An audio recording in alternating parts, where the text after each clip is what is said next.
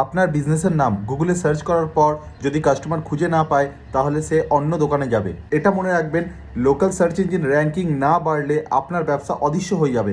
এটা একটা আতঙ্ক, কিন্তু এটাই সত্যি। তাহলে কি কি করা উচিত? প্রথমে বলবো, Google my business account full optimize করুন। ঠিকানা, সময়, ক্যাটাগরি সব ঠিক করে দিতে হবে, যার ফলে লোকাল সার্চে র্যাঙ্ক হতে এটা অনেক সাহায্য করবে। নেক্সট বলবো, আপনাকে লোকাল কিওয়ার্ড খুঁজতে হবে। প্রথমে আপনি আপনার টার্গেটেড 10 থেকে 20 লোকাল কিওয়ার্ড ফাইন্ডিং করুন। দেন আপনার ওয়েবসাইট, আর যদি ওয়েবসাইট না থাকে তাহলে আপনি আপনার সোশ্যাল মিডিয়া বা যে কোনো কন্টেন্টে পোস্টে অপটিমাইজ করুন। যেমন টপ হোটেলস ইন বারাসাত, বা আপনি আপনার টার্গেটেড কিওয়ার্ডস অনুযায়ী লোকেশন অ্যাড করে নিতে পারেন। আপনি গুগলে এই ধরনের কিওয়ার্ড সার্চ করে দেখুন আপনার বিজনেস কোথায় বা কত নম্বর র্যাঙ্কে রয়েছে। যদি আপনার বিজনেস টপ 3 র্যাঙ্কিংয়ের মধ্যে থাকে তাহলে নতুন কাস্টমার টার্গেট হয়।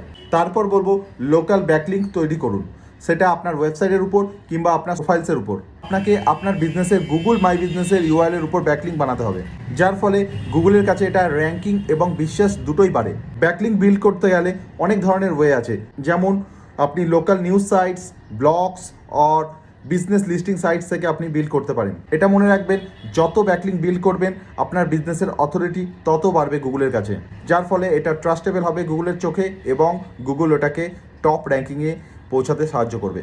আপনার গুগল মাই বিজনেস পেজের উপর কাস্টমারদের রিভিউ দিতে রিকোয়েস্ট করুন। মোর রিভিউ মানে মোর র্যাঙ্ক, যার ফলে কাস্টমার আকর্ষণ সহজ হয়ে ওঠে। And last not the least, প্রতি সপ্তাহে আপনার বিজনেসের জিএমবি প্রোফাইলে ফটো, ভিডিও, পোস্ট আপডেট করুন। এটা মনে রাখবেন, গুগল শুধু অ্যাক্টিভ অ্যাকাউন্টকেই প্রমোট করে, যার ফলে লোকাল বিজনেস বৃদ্ধি পায় খুব সহজেই।